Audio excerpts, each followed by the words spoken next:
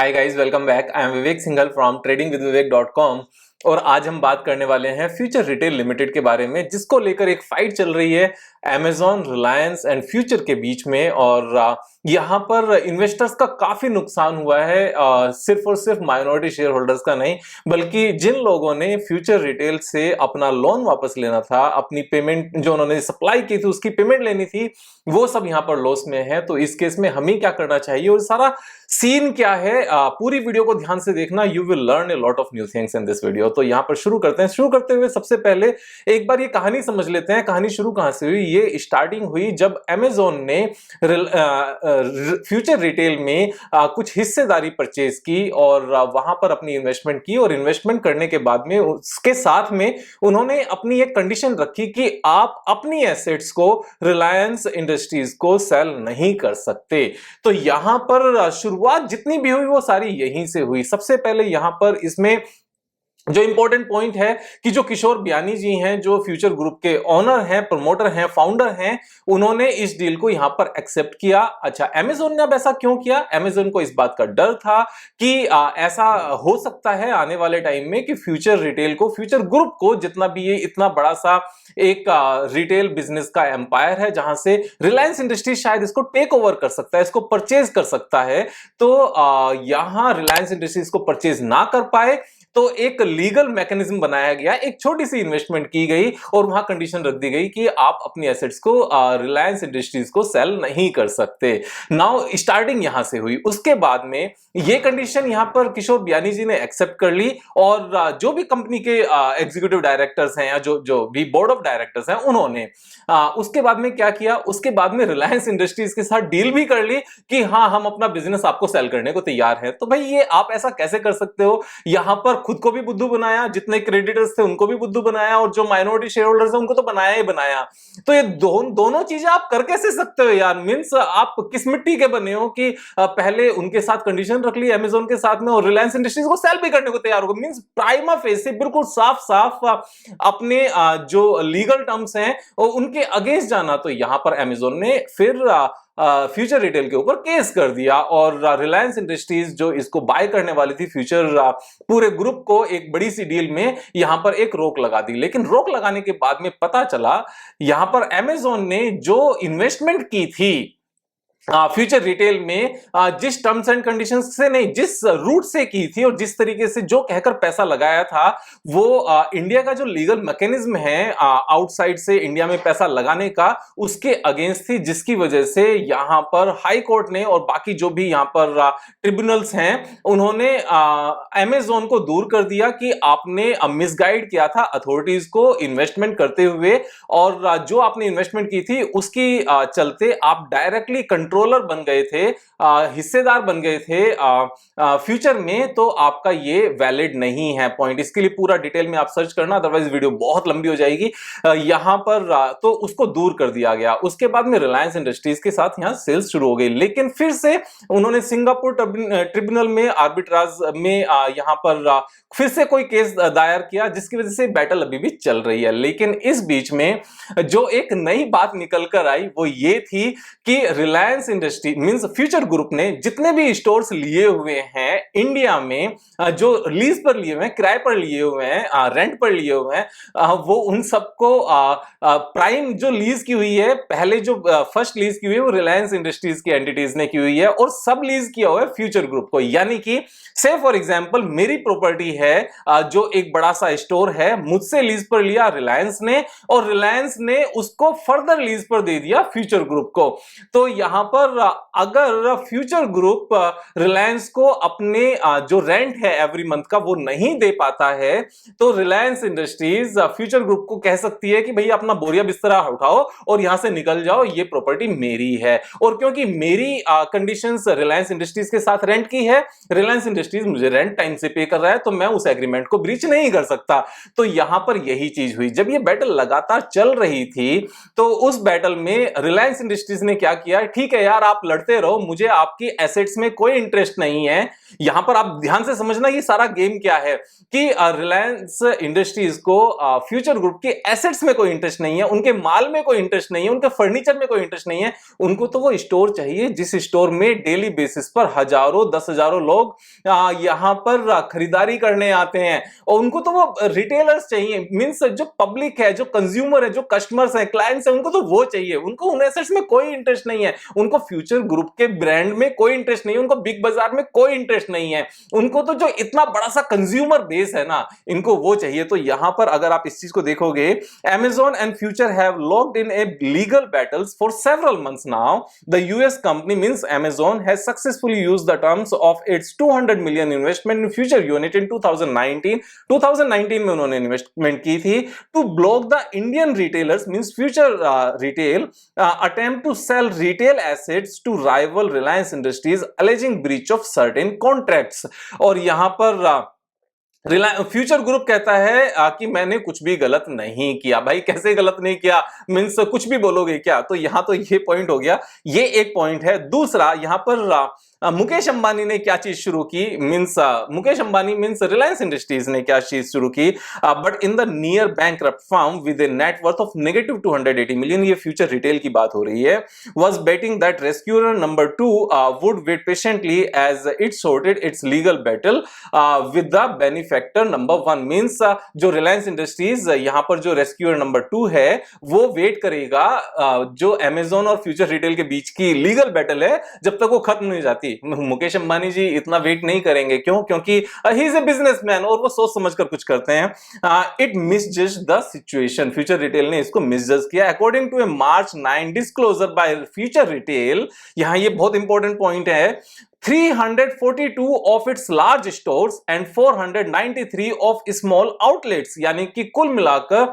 Almost 500 plus 300 850 के आसपास, 840 के आसपास outlets constituting 55 to 65% of retail revenue, यानी कि हाफ से ज्यादा, ऑलमोस्ट 65 होता है तो 2/3 के आसपास हो जाता है, have so far received termination notices of subleases from Reliance Industries. Reliance Industries ने साफ साफ बोल दिया है, अपना सामान उठाओ, बाहर निकलो इस स्टोर से, मैं अपना माल रख लूंगा, अपना फर्नीचर रख लूंगा, एंड दैट्स इट। यहां पर आप अपनी लड़ाई लड़ते रहो। तो यहां पॉइंट क्या आ रहा है? यहां पॉइंट ये है, इस पर्टिकुलर फाइट में जहां पर लीगली उन स्टोर्स का मालिक रिलायंस इंडस्ट्रीज है, तो रिलायंस इंडस्ट्रीज क्या कर रहा है? रिलायंस इंडस्ट्रीज ये कर रहा है कि मैं आपसे आपकी एसेट्स नहीं परचेज कर रहा हूं। आपका एक लीगल एग्रीमेंट है अमेजॉन के साथ में कि आप अपनी एसेट्स को रिलायंस इंडस्ट्रीज को नहीं सेल कर सकते। Okay, I am not buying, मैं क्या कर रहा हूं, मेरी जगह खाली करो। अब जैसे ही जगह खाली होगी वहां पर रिलायंस रिटेल आ जाएगा, तो जितने कस्टमर्स पहले बिग बाजार में आते थे उतने ही कस्टमर्स अब सेम मॉल में, सेम स्टोर में रिलायंस रिटेल में आएंगे, क्योंकि सेम सामान मिलेगा। तो उस एरिया में जो एक कस्टमर बेस बना हुआ है वो सारा का सारा रिलायंस रिटेल का हो जाएगा। और इस चीज के करने से जो टर्म्स एंड कंडीशंस हैं between Amazon and future retail, ये बिल्कुल भी इस पे फर्क नहीं पड़ता, क्योंकि यहां कंपनी परचेज कर ही नहीं रहे हैं, कंपनी को टेक ओवर कर ही नहीं रहे हैं, कंपनी के एसेट्स भी नहीं ले रहे हैं, कंपनी को एसेट्स नहीं सेल करने का लीगल एग्रीमेंट है, यहां पर जगह खाली कराने का लीगल एग्रीमेंट नहीं है। अब यहां पर जो फ्यूचर ग्रुप है उसके सारे जितनी भी ये कंपनीज हैं, ये सारी की सारी रेड में हैं। और फ्यूचर रिटेल यहां पर क्या कहता है? Future Retail to take steps needed to get back stores from Reliance Group. अपने पूरे सारे जितने जोर है ना, सारे लगा लेना, एक भी अगर स्टोर वापस आ जाए, क्योंकि लीगली इसमें कोई भी लूपहोल बचा ही नहीं है। अब आप अपने स्टोर्स वापस ले ही नहीं सकते, आपने डबल गेम पहले प्ले किया है, सब पूरी जनता को बुद्धू बनाया है, ये आप बना चुके हो, तो आप कुछ नहीं कर सकते। उसके बाद में एक और जो चीज कहती है, Reliance action was unilateral, Future Retail says stores take over came as a surprise. ऐसे सरप्राइज होगा क्या? मींस अभी आप कुछ भी बोलो, जैसे कोई पॉलिटिकल पार्टी हार जाती है ना, उसके बाद में कहते हैं कि चलो हम इतने तो जीते, हम उतने तो जीते। भाई अब कहते रहो आप हार चुके हो। उसके बाद में Reliance retail would take steps for value adjustment, reversal of takeover of stores by Reliance says FRL. भाई साहब अब आप कुछ भी कहते रहो, इन सब चीजों में कुछ भी दम नहीं है, यहां कुछ नहीं फर्क पड़ता। पॉइंट ये आता है विवेक भाई, इन सब चीजों का पहले कैसे पता चले, पहले कैसे बचें। मैं जब आपसे एक चीज हमेशा कहता हूं कि सीख कर करो, तो यहां आपको सीखना चाहिए। बहुत सारे कमेंट पता है कैसे आते हैं, तब थोड़ा सा मुझे अफसोस होता है सामने वाले की मंदबुद्धि पर कि विवेक भाई 5 मिनट की वीडियो बनाया करो, 5 मिनट्स की वीडियो बनाया करो, इससे ज्यादा टाइम नहीं है। 100 करोड़ कमाने हैं और 5 मिनट से ज्यादा टाइम नहीं है मार्केट में चीजों को समझने के लिए। सिर्फ क्या चाहिए, टिप्स चाहिए। यहां जब मैं बार बार कहता हूं सीखो सीखो सीखो, तो सीखने को बहुत सारे लोग तैयार नहीं होते। यहां सीखकर अगर किया होता तो हम पूरे इस गेम प्लान में फंसने से बच जाते। कैसे, मैं आपको दो चीजें बताता हूं। सबसे पहले, इन्होंने इतनी सारी कंपनीज यहां पर क्रिएट क्यों की हुई हैं, जो फ्यूचर ग्रुप ने क्रिएट की हुई हैं। Future enterprises same business, future lifestyle fashion same business, future retail same business, consumer same business, supply chain same business and market network same business. एक ही कंपनी को अलग अलग चीजों में बांटकर सबको लिस्ट करके आप क्या चीज करना चाहते थे यहां पर, ये क्या एक ही काम नहीं है? इसका मतलब तो ये हुआ कि अगर कढ़ाई पनीर बनाना है तो कढ़ाई पनीर बनाना एक काम नहीं है, कढ़ाई पनीर बनाना 15 टास्क हैं। कैसे? पहले हमने ऑर्डर करना है पनीर का, उसके बाद में ऑर्डर लेना है, उसके बाद में पनीर का पैकेट ओपन करना है, उसके बाद में फिर उसको वॉश करना है, उसके बाद में फिर हमने स्टोव ऑन करना है, फिर कढ़ाई रखनी है। यार कम ऑन यार, ऐसे बांट के आप काम करोगे क्या? इन सबको आप सब्सिडरी कंपनी बनाओ, अनलिस्टेड बनाओ और लिस्टेड एक ही बनाओ तो समझ में आता है। यहां पर जो ग्रीड थी ना एकदम से रिच बनने की, सारी ये 6 कंपनीज हम क्रिएट करेंगे, सबको मल्टी बिलियन डॉलर का बना देंगे और मैं सुपर रिच बन जाऊंगा, ऐसे नहीं होता काम। यहां पर कुछ ईमानदारी भी दिखानी होती है, बेईमानी करने की कुछ हद होती है यहां पर। दूसरा, उसके बाद में एक और जो बहुत इंपॉर्टेंट पॉइंट है, जो हम यहां पर screener.in पर जाकर देख सकते हैं। क्योंकि एक चीज मैं हमेशा कहता हूं, बहुत ज्यादा न्यूज पढ़ने में कुछ नहीं रखा। अगर न्यूज नहीं पढ़ेंगे तो ये चीजों को पता कैसे चलेगा? यहां पता चलेगा कैसे? यहां फ्यूचर रिटेल में आप जाकर देखो। फ्यूचर रिटेल में हम गए, हम नीचे आते हैं एक बार, और नीचे आने के बाद में देखते हैं कि लगातार यहां क्या दिखाया जा रहा है, that this is a profit making company. March 2019 में 733 करोड़ का प्रॉफिट था एंड मार्च 2020 में 34 करोड़ का प्रॉफिट था। अब ध्यान से समझना, अगर ये प्रॉफिट था तो कैश फ्लो में ये प्रॉफिट आना चाहिए। एंड ऑपरेटिंग कैश फ्लो यहां पर 16, 17, 18, 19, 20 लगातार अच्छा खासा है। मार्च 19 में 1000 करोड़ का ऑपरेटिंग प्रॉफिट है एंड मार्च 2020 में 2000 करोड़ का नेट प्रॉफिट है। अब अगर ये प्रॉफिट है तो कैश फ्लो में, ऑपरेटिंग कैश फ्लो में नजर आना चाहिए। ऑपरेटिंग कैश फ्लो में क्या है? मार्च 2019 में क्या देखा हमने? 302 करोड़ का नेगेटिव, और मार्च 2020 में क्या देखा? 1800 करोड़ का नेगेटिव। जबकि यहां पर नेट प्रॉफिट क्या है? नेट प्रॉफिट 19 में भी नेट प्रॉफिट है और 20 में भी नेट प्रॉफिट है, और ऑपरेटिंग प्रॉफिट तो मींस 1000 करोड़ में नेट प्रॉफिट है। और यहां पर पैसा आने के बदले चला गया, यानी कि जो पैसा लेना था वो तो आया नहीं, और जो पैसा देना था वो सारा दे दिया, और ज्यादा दे दिया, उल्टा दे दिया, वो भी नहीं वापस आया। तो अगर हम इस चीज को समझ जाते कि मार्च 2019 में अगर हमने नंबर देखा होता जो एनुअल रिजल्ट्स पर आता है, जिसकी मैक्सिमम डेट 31 मई होती है, 31 मार्च के फाइनल रिजल्ट्स को यहां पर पब्लिश करने की, तो 31 मई को हमें यह पता चल जाता है कि यहां पर जो नेगेटिव है 302 करोड़ का कैश फ्लो, किसके अगेंस्ट? यहां पर नेट प्रॉफिट 733 के अगेंस्ट। तो यह बिल्कुल गलत है। अगर हमें यह चीज पता चल जाती, और हम इसमें एक बार यहां ओपन करते हैं चार्ट पैटर्न कि 31 मई 2019 को स्टॉक प्राइस कहां ट्रेड कर रहा था, तो हमें सारा आइडिया लग जाएगा। हम यहां पर फ्यूचर रिटेल की बात करते हैं।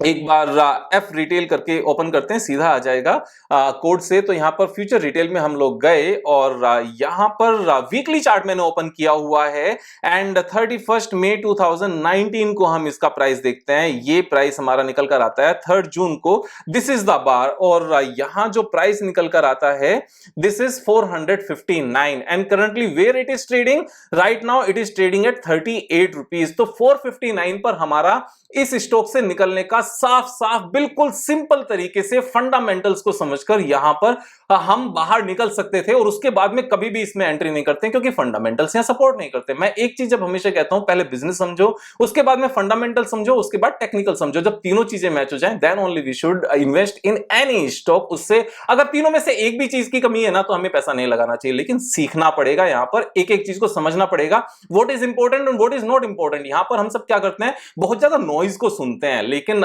एक्चुअल जो चीजें उनको छोड़ देते हैं। क्यों? क्योंकि सीखा नहीं है। मैं एक चीज बता दूं, बिना कोच के कोई भी भी बंदा ओलंपिक्स में नहीं जीतता। ओलंपिक्स तो बहुत दूर की बात है, नेशनल भी नहीं जीतता, नेशनल छोड़ो स्टेट भी नहीं जीतता, डिस्ट्रिक्ट भी नहीं जीतता, अपने गांव में भी नहीं जीतता। तो ये तो बिना सीखे तो इस दुनिया में कुछ रखा नहीं है, प्रॉपर तरीके से सीखेंगे तब बात बनेगी। उसके बाद में हम यहां से निकल सकते थे, और यही चीज मैं कहता हूं, न्यूज अगर नहीं पढ़ी होती, सिर्फ जो चीज मैं कहता हूं कि आप एक्चुअल नंबर्स को देखो, एक्चुअल नंबर्स देखे होते तो भी हम यहां से बच जाते। आज की डेट में क्या सिचुएशन है? आज की डेट में सिचुएशन ये है कि ये नेगेटिव बुक वैल्यू पर ट्रेड करती है। करंट प्राइस 38 है। नेगेटिव बुक वैल्यू का मतलब क्या है, एक बार ये समझते हैं। यहां पर हम प्रॉफिट एंड लॉस स्टेटमेंट में जाते हैं, बैलेंस शीट में जाते हैं। अपना पैसा कितना है? अपना पैसा नेगेटिव है। यहां पर अपना पैसा कितना है? नेगेटिव है। 1226 करोड़ नेगेटिव। नेगेटिव में कैसे जा सकता है? क्योंकि ये लिमिटेड कंपनी है, यहां पर ये चीज नेगेटिव में जा सकती है। यानी कि जिसके जितने पैसे देने थे उतने नहीं दिए, लोन लिया वो भी नहीं दिया, और जिसने सामान दिया था वो भी नहीं दिया, यानी कि किसी का कुछ नहीं दिया। क्यों नहीं दिया?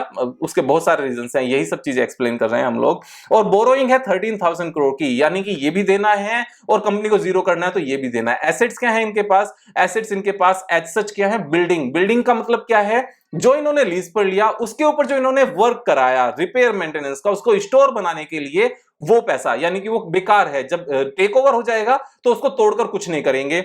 दूसरा plant and machinery just 846 crore.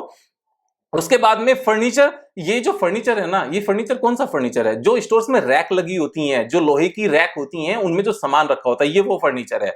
उस फर्नीचर को लेकर क्या करना है? ये लोहे के भाव बिकेगा, पुराने लोहे के भाव, उससे ज्यादा कुछ नहीं है। This is not a furniture, this is just a steel. यहां पर ये एक आयरन है, लोहा है, उससे ज्यादा कुछ नहीं है, और उससे अलग इनके पास कुछ नहीं है। तो ये यहां पर जो 38 रुपीज है ना, तो अगर मेरा कोई रिलेटिव, मेरा कोई भाई या बहन इस स्टॉक में फंसा होता 38 रुपीज पर, तो मैं उसको इस टाइम पर ये कहता कि भाई ये 38 रुपीज भी ले लो और निकल जाओ। इस स्टॉक में आज की डेट में कुछ भी नहीं बचा है।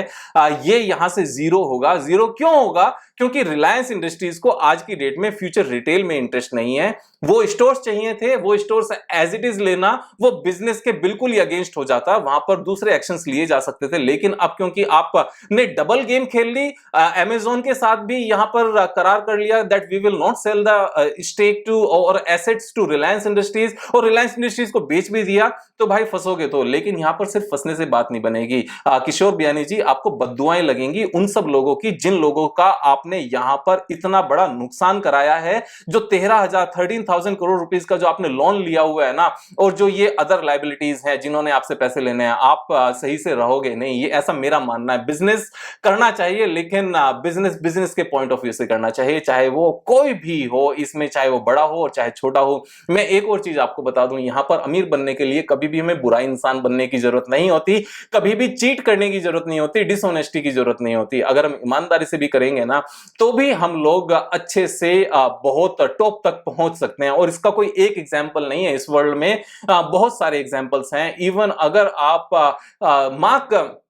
जैक डी स्वेगर की जो 3-4 बुक्स हैं यहां पर, उनको अगर रीड करोगे, market wizard, the new market wizard and unknown market wizard, market sense and nonsense, उनमें जब आप इंटरव्यूज देखोगे जो टॉप ट्रेडर्स हैं, या फिर आप और बहुत सारे लोग हैं, यहां पर विप्रो के भी तो अजीम प्रेम जी हैं, यहां पर टाटास भी हैं, यहां पर सुनील भारती मित्तल भी हैं, जो बहुत ज्यादा मुसीबत में आए लेकिन इस तरह की चीटिंग्स नहीं की। यहां पर चीटिंग करने से कभी काम नहीं चलेगा।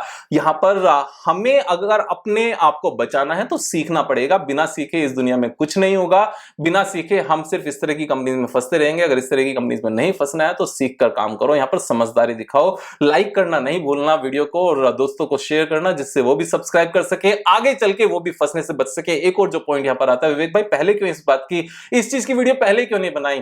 तो यहां पर मैं देखो एक इंसान हूं, मैं एक दिन में एक से ज्यादा वीडियो अपलोड नहीं कर सकता।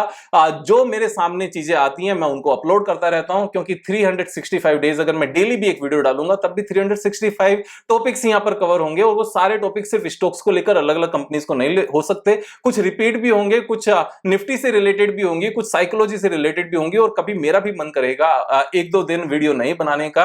तो यहां पर ये सारे पॉइंट्स हैं। लेकिन अगर बाकी चीजों को सीखा होता तो यहां पर आप कैश फ्लो को देखकर इस स्टॉक से बच सकते थे। इसलिए मैं कहता हूं टिप्स पे नहीं जाओ, यहां पर अपना दिमाग लगाओ, थोड़ा सा लर्न करो, टाइम मैनेजमेंट करो, चीजों को सीखना सीखो, मार्केट को टाइम देना सीखो। यहां पर कल फिर मिलेंगे एक नए वीडियो के साथ, तब तक मजे करो। Thank you so much, have a nice day.